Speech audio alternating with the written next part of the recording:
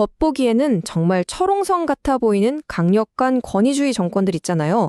근데 만약 그들에게도 치명적인 약점이 있다면 어떨까요? 오늘은 역사가 스티븐 코트킨의 분석을 바탕으로 이 거인들의 숨겨진 아킬레스건을 한번 파헤쳐 보겠습니다. 권위주의 정권에게는 매일매일이 실존적 위협이다. 이 문장 하나가 사실 모든 걸 말해주고 있어요. 겉으로는 모든 걸 완벽하게 통제하는 것처럼 보이지만 사실 그 속은 끊임없는 편집증과 두려움으로 가득 차 있다는 거죠. 이게 바로 강자의 역설입니다. 아니, 어떻게 한 정권이 전지전능해 보이면서 동시에 믿을 수 없을 만큼 취약할 수 있을까요? 바로 이 미스터리를 오늘 우리가 한번 파헤쳐 보자는 겁니다. 자, 그럼 그들의 막강한 힘은 도대체 어디서 나오는 걸까요? 지금부터 그들이 통제력을 유지하기 위해 쌓아 올린 세 가지 핵심 기둥을 살펴볼 텐데요. 하지만 곧 알게 되시겠지만 이 기둥들 생각만큼 그렇게 견고하지가 않습니다. 무엇보다도 가장 먼저 그리고 가장 무서운 건 바로 이겁니다. 자기 국민들에게 폭력을 사용하는 걸 조금도 주저하지 않는 거대하고 중무장한 내부 보안 병력을 가지고 있다는 거죠. 네, 방금 봤던 그 강력한 보안 병력, 이게 바로 그들 힘의 첫 번째 기둥이었죠. 근데 여기서 진짜 흥미로운 부분이 드러납니다. 그들의 가장 큰 강점이 동시에 가장 치명적인 약점이 된다는 사실입니다. 우리가 흔히 생각하는 신화와 현실은 전혀 다릅니다. 이 거대한 탄압기구가 무슨 강철 같은 하나의 주먹이 아니라는 거예요. 실제로는 지도자가 쿠데타를 막으려고 일부러 서로를 견제하게 만든 온갖 경쟁과 질투로 들끓는 말벌집 같은 곳이죠. 그리고 바로 이 균열 속에서 기회가 생겨나는 겁니다. 전략은 아주 명쾌합니다. 총을 든 사람들을 분열시키는 것. 네, 바로 그 내부의 틈을 파고들어서 일부 세력이 다른 편에 서도록 만드는 것. 그게 핵심인 거죠.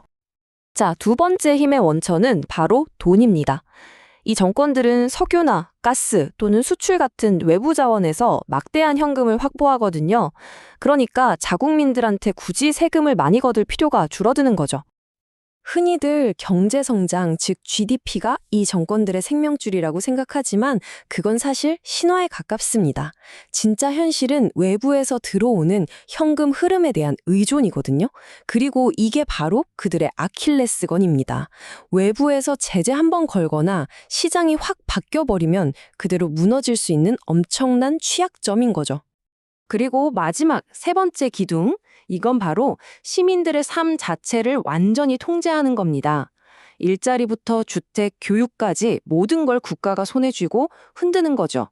그러니까 정권에 충성하지 않으면 말 그대로 생존 자체가 위협받는 그런 구조를 만드는 겁니다.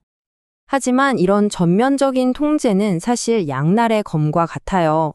왜냐하면 국가 시스템 밖에서 아주 작은 공간이라도 생기잖아요. 그럼 그곳은 즉시 독립적인 사고와 행동이 싹 트는 온상이 되기 때문입니다. 자, 지금까지 우리는 이 정권들의 내부 균열을 살펴봤습니다. 그렇다면 외부 세계는 이들을 어떻게 다루어 왔을까요? 여기서 좀 아이러니한 사실이 드러나는데 서방 세계가 역사를 잘못 해석하는 바람에 자신도 모르게 이들을 더 강하게 만들어주었다는 겁니다. 2차 세계대전이 끝난 직후를 한번 보시죠. 서방은 패전국이었던 독일과 일본을 민주주의 동맹으로 바꾸는데 성공했습니다. 대단한 성공이었죠. 문제는 냉전이 끝나고 나서 이 성공 공식을 러시아나 중국에 그대로 적용하려고 했다는 점입니다. 여기 오류 부분에 나와 있듯이 이 두 나라가 가진 독자적인 제국으로서의 깊은 역사를 무시한 정말 치명적인 실수였던 거죠. 그렇다면 러시아와 같은 역사를 가진 나라가 과연 진정으로 변할 수 있을까요? 여기서 가장 유용하면서도 좀 놀라운 비교 대상이 나오는데 바로 프랑스입니다. 놀랍게도 두 나라는 공통점이 정말 많습니다. 과거 프랑스의 절대 왕정이나 현대 러시아의 개인주의적 통치, 강력한 국가기구, 그리고 혁명적 문화까지도요. 프랑스가 겪었던 그 길고 험난했던 변화의 여정을 보면 러시아와 같이 뿌리 깊은 체제 역시 변하는 게 아주 불가능한 것만은 아니라는 희망을 보여주기도 합니다. 자, 그렇다면 이 모든 분석의 핵심은 뭘까요? 바로 이 정권들이 가진 내재된 약점을 제대로 파고드는 것. 이게 바로 그들을 변화시킬 가장 효과적인 전략이라는 겁니다. 그 전략은 크게 4단계로 이루어집니다. 첫째, 보안 세력을 분열시킨다. 둘째, 외부에서 들어오는 자금줄을 차단한다. 셋째, 국가의 통제 밖에서 민간 부문을 육성한다. 그리고 마지막 넷째, 권력 내부자들이 등을 돌리는 게 더 이득이 되도록 인센티브 자체를 바꿔버리는 겁니다. 하지만 그 도전이 결코 만만치가 않죠. 1992년 새로운 러시아는 무려 75만 명의 KGB 요원을 물려받았어요. 그런데 공산주의 시절의 판사는 고작 7천 명에 불과했습니다.